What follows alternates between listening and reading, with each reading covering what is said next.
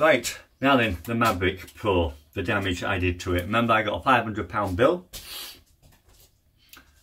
Well, a £500 quote, told them to send it back. I've never done it before, this sort of stuff. Never opened up a drone before and worked on it. A bit of a scary proposition when you start thinking of ripping that gimbal apart. But there's a lot of videos out there. Look at mine. There's a lot of them. Look at all of them. Look at as many as you need to give yourself that confidence, because it's quite easy really. Right, so I fixed the back legs. They said they needed replacing, a bit of super glue. It was done. It cost me nothing.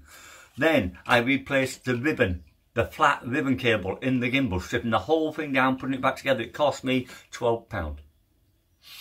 I replaced the vibration plate, the vibration absorption plate at the back. It cost me again £12. I replaced the circuit board, that was gone. It cost me £47. I then put it all back together again, not knowing, and found out that the signal cable was gone as well. I ripped that apart. I could have got a cheap one from Japan, China, anywhere like that, but I couldn't wait anymore. I'd spent too long. So I went local. I got it pretty quick. It cost me 25 quid. Ouch. £100 I spent. It's working. It's perfect. It's beautiful. £100. And not 500. And a wealth of experience. A wealth of knowledge. I now have the confidence. I've taken that gimbal apart twice and put it back together again. I know all about it. Right, and after doing that, I then calibrated it. You've done the gimbal. You need to calibrate the gimbal. It'll be all over the place. Full calibration of the gimbal. There's a video. The IMU, it's been in an accident. Its sensors will be off. You need to do that or it's going to wander and it can't start acting. Maybe another accident. You need to do that. I've done a video. Then calibrate the compass. The compass is a very easy thing. It's just twist it, turn, twist it. It's done. Right? Get it outside and get that calibrated. It's in the video as well with the IMU. The only thing I haven't done is a test flight. Now, I've added this protector cover. The camera works beautiful. The gimbal works beautiful. You don't have to take it off. It's not for travelling. It's for flying. So, I put that on. That just makes sure it's not going to get any damage. And I've added the nice gold silent blades. Silent. Quieter blades. I have heard them running and they are a lot quieter.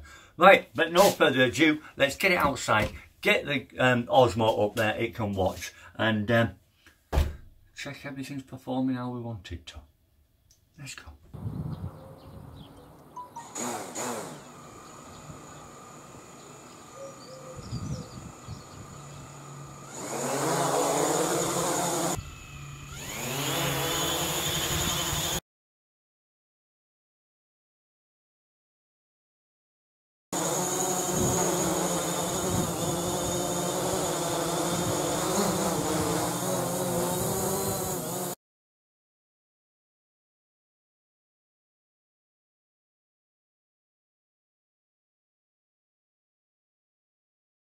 Active tracker now got this.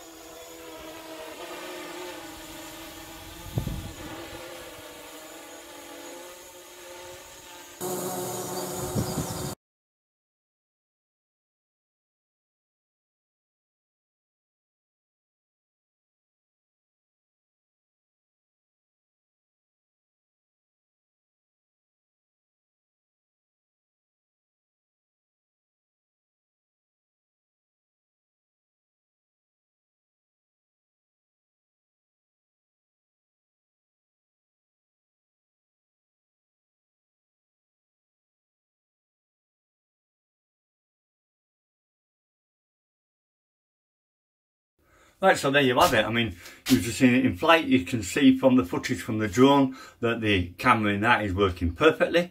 And the active tracking showed you that the bird is flying perfect. Now, it's a little bit windy out there, so I couldn't do too much with it. But, been a successful repair. Now, I just have to stop relying on these front sensors. In fact, I'm just going to forget I've even got them. I don't care. I'm not going to use them anymore. They'll be on, they'll be there. If it approaches something and I didn't expect it, it'll tell me. But I'll be aware that there's things in front of me from now on, like I am with the Inspire 1. I would never let that go near anything. This, I just got too confident with it. Not again. Right, well, thanks for watching. You got any comments, stick them in the bottom. Otherwise, I'll see you again next time. And in the meantime, safe flying. Bye for now.